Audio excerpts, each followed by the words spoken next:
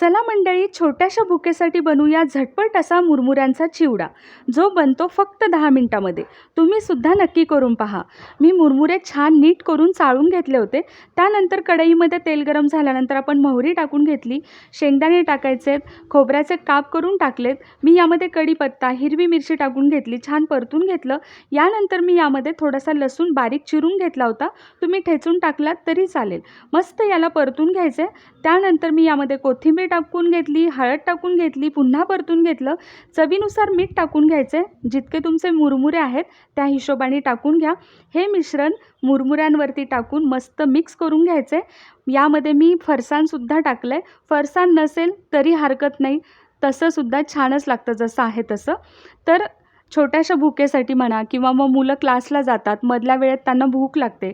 बाहेरून काही आणण्यापेक्षा लाडू, चिवडा अशा पद्धतीचा करून ठेवला की मुलंही खुश होतात.